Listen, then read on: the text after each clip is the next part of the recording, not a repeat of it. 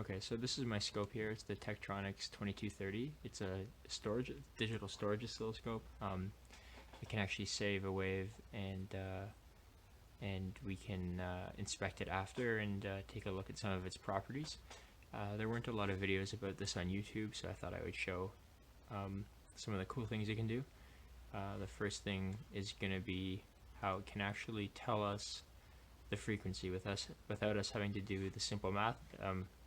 It'll tell us the frequency. So this is a circuit that I've been working on. I won't get into it, but we're going to use this multimeter, which has a frequency function to kind of benchmark, and we'll determine what frequency this 555 timer is oscillating at. One sec. Okay, so I hope that's all in view. The circuit is powered up. So I'm going to probe the ground, and I'm going to probe the source of this transistor here, which is coming from the 555. And if I move my hand, hopefully we can see, there you go, 1.868 kilohertz. So that's an important number. We'll keep that in mind, 1.868 kilohertz. Okay. Alright, so first thing, power the scope on. Let it turn on.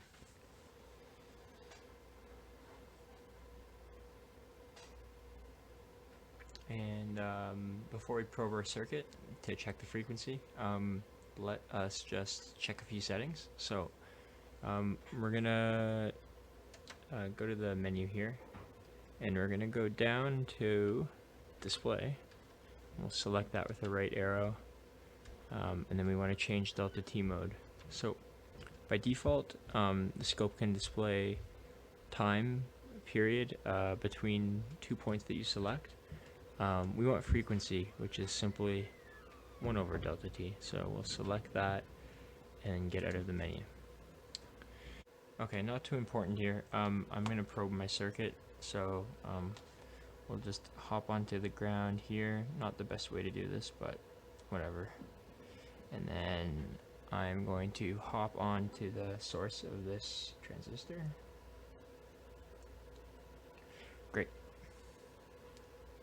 Great, and we have a nice square wave showing on our scope. Let's just make that a little more visible. Maybe that. I'm pretty happy with that. So what we're gonna do, the first thing is we're gonna turn on storage mode. Okay, and we've now turned on storage mode, and we want to, it's asking us to select the waveform. What we're going to do first is just save this waveform so it doesn't change. And I'm pretty sure you could disconnect your circuit at this time, but we'll just leave it. Now that we've saved our waveform, we can move with the scroll wheel, and what you'll notice is that, maybe it's pretty hard to see on camera, there's a little selection cursor there. So let's go ahead and select this leading edge kind of peak of our wave, right when it jumps up, right there. Okay, that looks better. I have more of the wave on the screen. Let's try that again. So we're gonna put on storage mode. Great. I like the wave, looks clean, so let's save that, and then let's put on the position markers. Let's adjust them. Okay, so I don't know if it's clear, but I have one position marker here, and I have one here that I can move around. So I'm going to move this first position marker right to the leading edge of that wave.